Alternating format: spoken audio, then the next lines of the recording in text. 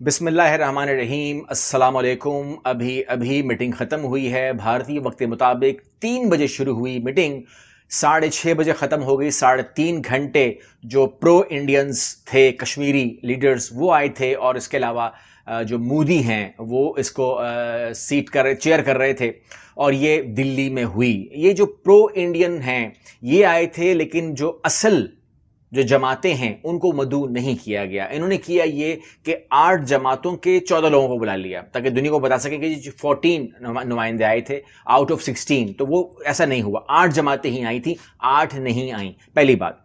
अब उसके अंदर बात यह है कि जो आज पूरे दिन टीवी चलता रहा, हम पूरे दिन लाइव टीवी देखते रहे, वहां पर बहस देखते रहे, तो वहां पर जो भारतीय हैं वो साबित करते रहे कि देखिए, जो कश्मीरी लोग थे उनसे बोलते रहे कि देखें, हम आपको सड़कें दे रहे हैं, हम आपको पानी दे रहे हैं, हमने बजट डबल कर दिया है, आप खुश कब होंगे? तो उनका सीधा सा जवाब यह था कि हम खुश तब होंगे कि जब आप हमें आज़ाद कर देंगे, हमारी जान छोड़ देंगे, हम खुश हो जाएंगे। वो सड़कों से, वो पानी से, वो बजट से हमारे तशफ़ी नहीं होती।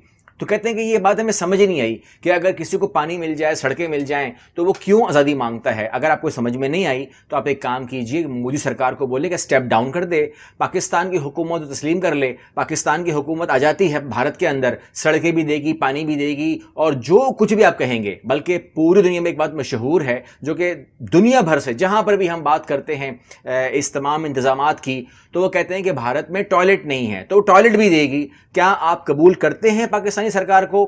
अगर आप नहीं करते, आप अगर कहते हैं नो, तो फिर आप कश्मीरियों की बात को समझें। आज मजीद मुफ्ती महबूब मुफ्ती तो प्रो इंडियन है ना, वो तो प्रो इंडियन है, लेकिन उन्होंने क्या कहा आपसे? पाकिस्तान से बात करें। हम कहते हैं कि ये दोहा जाके तालिबान से डायलॉग कर रहे हैं, आपने सुना होगा। बिल्कुल। हमारी गवर्नमेंट तो जम्मू कश्मीर में डायलॉग करे और सबके साथ करे और पाकिस्तान के साथ भी करे रेजोल्यूशन के लिए। बहुत ही क्लियर वॉइस के अंदर कहा, समझ में आया। पाकिस्तान को आप किस तरीके से इस मामले से ख़त्म कर सकते हैं। आपके अपने प्रो इंडियंस भी अब ये कहेंगे कि पाकिस्तान से बात करें, और इसके अंदर किसी को भी हैरत नहीं है, दुनिया को कोई हैरत, हमें भी हैरत नहीं है। हम जानते हैं कि हम हैं और हमने ही इस चीज़ को देखना है। फाइनली कश्मीरियों के लिए, और जो आज प्रो इंडियन है वो भी अगर ये कहता है कि पाकिस्तान से बात करें, तो इसका मतलब यह है कि पाकिस्तान अपना केस जीत चुका है।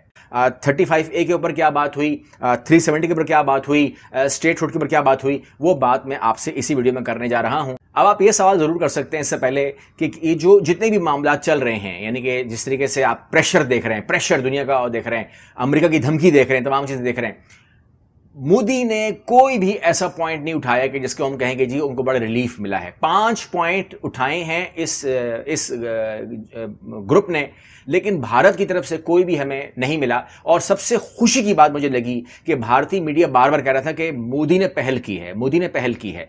इससे ये तासुर मुझे अच्छा लगा कि ये कह रहे हैं, गोया कि ये किसी मुल्क की बात कर रहे हैं कि मोदी ने पहल की है, कश्मीर की तरफ हाथ बढ़ाया दोस्ती का। तो मुझे अच्छा लगा कि उनका माइंड बन गया है कि एक तरफ कश्मीर है, एक तरफ भारत है, इसको वो पहल कह रहे हैं बार बार। आप पूरे दिन का वीडियो उठा लें, उसकी रिकॉर्डिंग उठा लें, उसके अंदर आपको नजर आएगा कि वो कह रहे हैं कि जी बहुत बड़ी खबर है और बहुत अच्छी पेशरफ्त है, बहुत कामयाबी है ये भारत की कि मोदी ने दोस्ती का हाथ बढ़ाया है कश्मीर की तरफ। तो ये बहुत वाज़ेह हो जाता है कि मेंटली तौर पर वो अपने आप को अलग अलग मानते हैं, यानी कि उसको या तो वो आज़ाद मान रहे हैं या तो वो पाकिस्तान का हिस्सा मान रहे हैं, मगर मोदी ने दोस्ती का हाथ बढ़ाया है। अब कश्मीर के ऊपर है कि वो उसको कबूल करता है कि नहीं करता।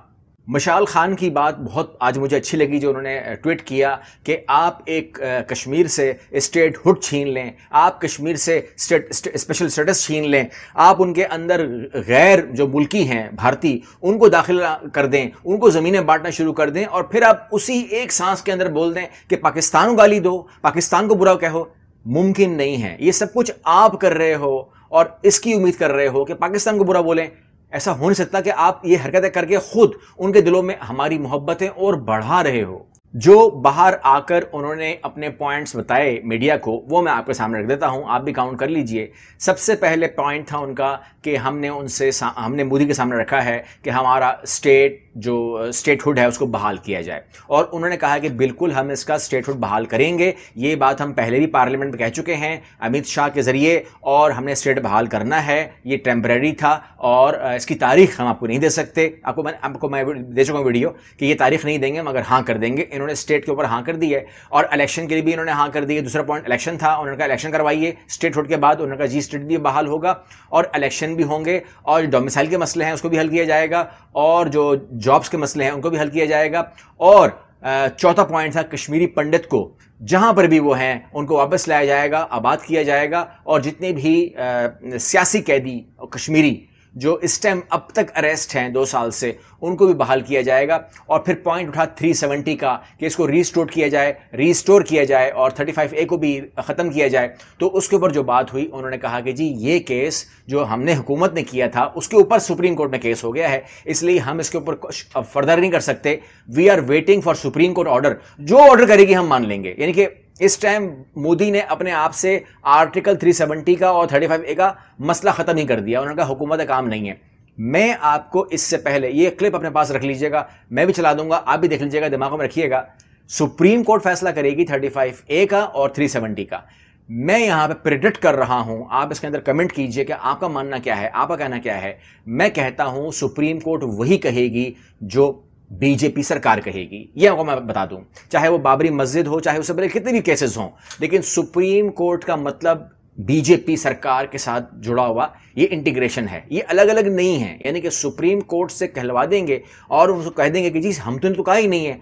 ये 370 के ऊपर और 35A के ऊपर बात करें नहीं जा रहे, दुनिया के सामने, अमेरिका के सामने और सबके सामने कहेंगे हमने तो नहीं कहा, सुप्रीम कोर्ट ने। हालांकि ये चाहें तो ये इस ऑर्डर को या जी इस कानून को जो इन्होंने इसको ख़त्म किया है ये इसको रीस्टोर कर सकते हैं, मगर इन्होंने खुद ही कह दी कि जी आप लोगों ने केस कर दिया है तो जीत जाओ केस को और ले लो सुप्रीम कोर्ट से, इसको वापस करा लो। लेकिन सुप्रीम कोर्ट, मैंने कहा आपसे कि वही कहेगी जो मोदी सरकार कहेगी, क्योंकि इस टाइम वहां पर सुप्रीम कोर्ट नाम की कोई चीज़ एग्जिस्ट नहीं करती। अब वहां पर वो जो जज बैठे हुए हैं वो बीजेपी के अंदर हैं, यानी कि वो बीजेपी है और उनसे आप ये उम्मीद मत रखें कि वो मोदी के खिलाफ बोलेंगे जी 370 को हम खत्म करते हैं और कश्मीर के स्टेटस को बहाल करते हैं।